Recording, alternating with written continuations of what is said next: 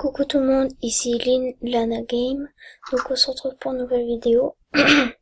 Donc je suis sur le compte Dolce1000 que j'ai créé aujourd'hui.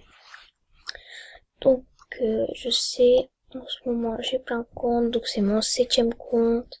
J'en ai plein. Je vous ferai sûrement une vidéo présentation de mes comptes. Ça va être assez long, je pense qu'il y aura une partie 1, une partie 2, mais voilà. Donc je sais que je dis beaucoup de fois ce mot-là, mais bon, ça va être un épisode spécial, donc j'ai acheté la bague étrange Halloween 2011, comme c'est le début et qu'au début on a beaucoup de PA, voilà. Donc on va la mettre, voilà, c'est bien. Donc je suis prête, j'ai déjà fait cet épisode, mais il est super, donc j'adore. Et voilà. Donc on va commencer.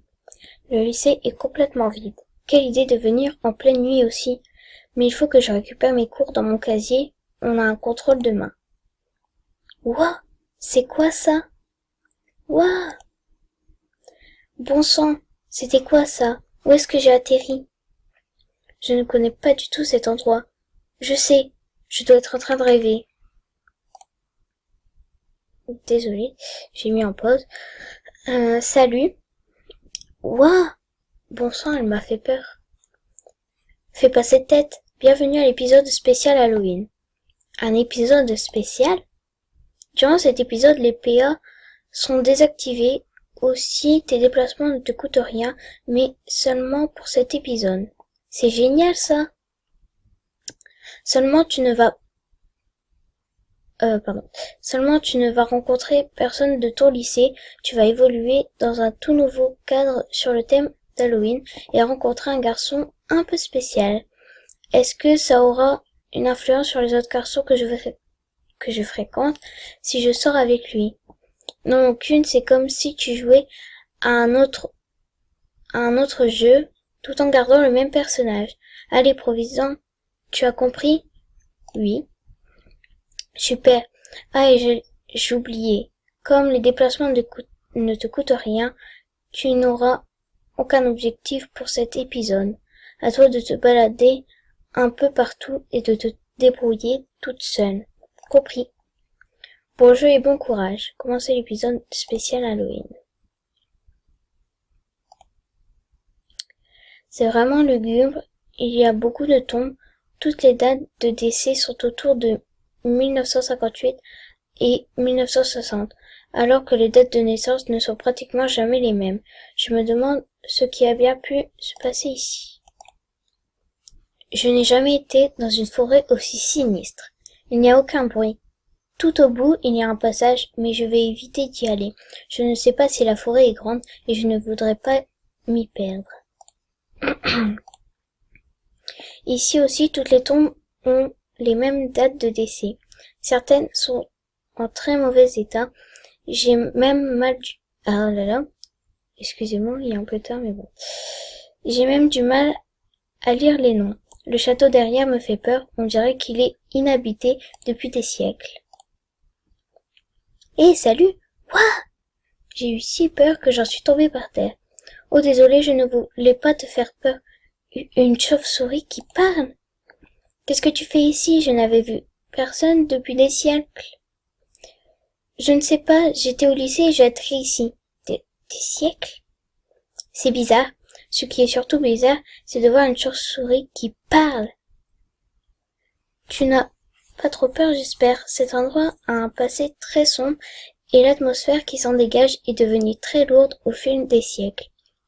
Alors j'imagine que ce ne doit pas être rassurant pour toi. Oui, il y a des tombes partout et elles sont en mauvais état. C'est à cause d'une épidémie qui a frappé le village d'en bas. Il n'y a pas eu de survivants. Comme le village était isolé, personne n'est venu porter de l'aide aux habitants. C'était en 1958, je crois. C'est pour ça que toutes les tombes ont une date de disparition qui avoisine 1958. Il n'y a personne pour prendre soin des tombes en plus, sauf moi. Mais avec mes petites ailes, je ne peux pas faire grand-chose, et il y en a trop. Oui, j'imagine. Il n'y a qu'une tombe qui est très bien entretenue, celui de Marie Magdalene. Elle est, elle est dans un petit lieu étrange, un peu inquiétant, mais paisible en même temps. Je n'ai rien, oh là là, je sais plus parler. Je n'ai rien vu de pareil pourtant, à moins que ce ne soit un peu plus loin dans la forêt. Oui, c'est là-bas. Marie Magdalene a été enterrée un peu plus loin. Il n'y avait plus de place dans le cimetière. Oh, je vois. Je vais aller voir ça de plus près. Tu t'en vas déjà? Oh, reviens me voir si tu ne sais pas quoi faire. Merci. J'ai parlé à une chauve-souris. Je suis en plein rêve maintenant, j'en suis sûre. J'ai finalement avancé. Comme le disait la chauve-souris, il n'y a qu'une tombe ici. Contrairement aux autres tombes, elle était très bien entretenue et la date de décès est 1960. Peut-être avait-elle survécu à l'épidémie. C'est triste, hein. À chaque fois que je viens ici, j'ai envie de pleurer. Ouah! Arrête d'apparaître comme ça sans prévenir. Excuse-moi, mais comme tu as dit que tu voulais aller voir la tombe de Marie, j'ai voulu te suivre. Au fait, quel est ton nom? J'ai oublié de te le demander. Je m'appelle Dolcemille. Moi, je m'appelle Noir. Je suis ravie de te rencontrer. Tu ne voudrais pas revenir au cimetière? Je trouve cette tombe beaucoup plus triste que les autres. Je n'aime pas rester ici. Oui, c'est vrai que moi aussi je me sens triste en regardant cette tombe, comme si cette Marie était une personne proche partie trop tôt. Tu sais, il y a toute une histoire derrière la tombe de Marie Magdalene. Ah oui? Tu vois ce château, son petit ami en était le propriétaire, et lorsqu'elle est tombée malade, il a été chercher un remède dans les contrées voisines. Le seul qu'il ait trouvé était de la transformer en vampire, puisque les vampires sont immortels. Des vampires? Seulement Marie Magdalene était trop faible pour voyager, alors son ami est parti tout seul pour se faire mordre lui-même et l'a transformé ensuite, mais il est revenu trop tard. Il parle bien de vampires, là? Il a tenu face à la maladie plus longtemps que les autres, et s'il était arrivé un jour plus tôt, elle serait encore là, c'est triste. Tu essaies de me dire qu'un vampire vit ici? Il n'est pas méchant, mais il ne va pas très bien en ce moment. Il est souvent près de la tombe de sa bien-aimée. Tu devrais aller le voir. Non, je ne préfère pas. Il doit me manger. Mais non, il était amoureux d'une humaine, alors tu penses bien qu'il ne touchait pas aux humains. Va le voir, pardon. Lui aussi, ça lui ferait plaisir de voir quelqu'un. Il est seul depuis longtemps. Oh, ok. Où est-ce que je peux le trouver? De toute façon, ce n'est qu'un rêve, alors s'il me fait mal, je me réveillerai. Il est le plus souvent près de la tombe de Marie. Il devrait être parti manger tout à l'heure, pardon. C'est pour ça qu'on ne l'a pas vu. Et maintenant, elle devait y être. Je sais même plus parler. En plus, j'ai loupé de dire le truc, là. Ah. Il n'y a personne. Je vais retourner voir Noir. Que fais-tu ici? Cloops.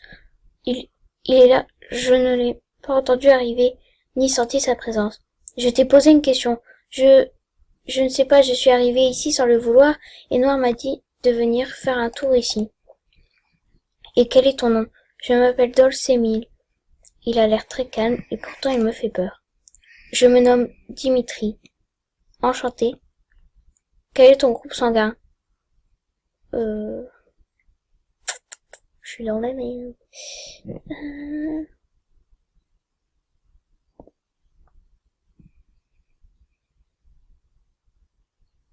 Pourquoi est-ce que tu veux savoir ça? Parce que je trouve que tu sens très bon. Gloops, il parle de mon sang. J'avais senti une odeur que je ne connaissais pas en revenant ici.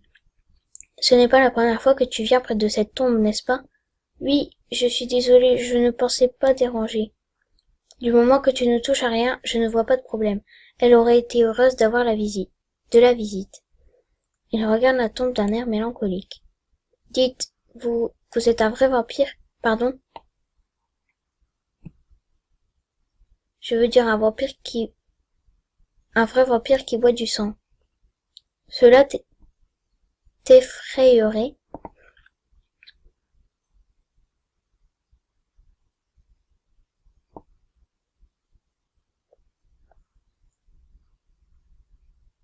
Hmm. Bon, je vais mettre en pause 2 minutes, le temps de réfléchir. Bon, complètement, oui, j'ai vu des tas de films sur les vampires et ils sont terribles. La réalité est souvent différente de ce qu'on peut lire et voir dans les fictions. Oh, ok, ne t'énerve pas, s'il te plaît. Pour répondre à ta question, oui, je suis un vampire, le seul qui soit resté ici. J'avais promis à ma compagne de ne jamais faire de mal aux humains, et je tiens cette promesse encore aujourd'hui. Donc le seul sang que je bois est celui des animaux de cette forêt. Ouf, il n'est pas méchant alors. Ta compagne, c'était Marie, celle à qui appartient cette tombe? Oui, elle te ressemblait beaucoup. Il regarde de nouveau la tombe d'un air mélancolique. Pourrais-tu me laisser seule, s'il te plaît? Je ne me sens pas très bien. Oui, bien sûr, ravi de t'avoir rencontré. Je me demande ce qui n'allait pas, peut-être le fait de parler de sa compagne l'a rendu triste, ou alors autre chose. Je ferais peut-être bien de demander à Noir si je ne peux pas faire quelque chose pour Dimitri.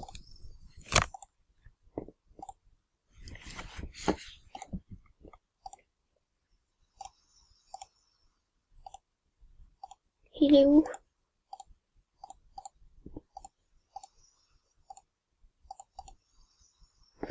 Alors, tu as rencontré le vampire? Oui, ça y est, il m'a fichu un peu la trouille, mais il n'a pas l'air méchant. Je te l'avais dit, mais il n'avait pas l'air d'aller très bien.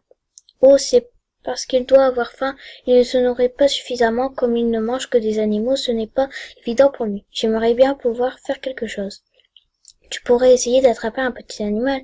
Pour le lui donner après, je ne sais pas si je vais y arriver. L'important, c'est d'essayer. Attraper un animal, j'espère que ceux de la forêt ne sont pas trop effrayants. Un petit chat. J'ai trouvé un chat, je me demande si ça lui ira, mais ça me fait de la peine pour le chat, il a l'air tout gentil, il s'est laissé attraper sans rien dire. Je vois Dimitri près de la tombe.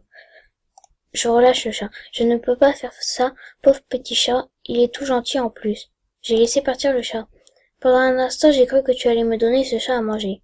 Tu m'avais vu?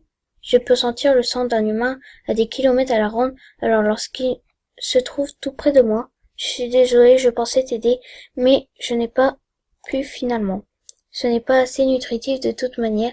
J'apprécie beaucoup plus le fait que tu n'aies pas voulu me le donner. Cela prouve que tu as du cœur. Merci, et encore désolé. Je vais me répéter, mais pourrais-tu t'en aller s'il te plaît? J'ai fait une promesse et je n'aimerais pas attaquer une humaine qui sent aussi bon que toi. Oui, je m'en vais. Comment est-ce que je vais rentrer chez moi? Ces tombes sont vraiment tristes, il n'y a personne pour s'en occuper. Je vais voir si je ne peux pas ramasser des fleurs pour les déposer au pied de ces 3 tombes. Il va me falloir 3 bouquets. Je vais dès à présent commencer le premier. Je chercherai un moyen de rentrer chez moi en même temps.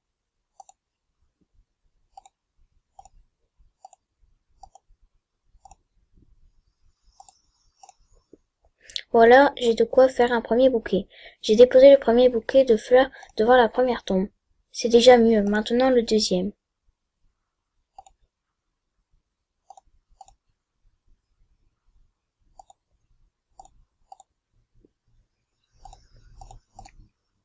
J'ai de quoi faire un deuxième bouquet. J'ai déposé le deuxième bouquet sur la deuxième tombe. Ça commence à prendre forme. Qu'est-ce que tu fais? Je cherche des fleurs pour les tombes.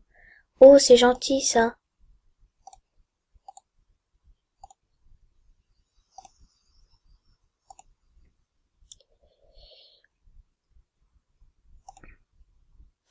Donc, je vais m'arrêter là parce que ça va faire 15 minutes. Donc je ferai la deuxième partie plus tard. Bisous!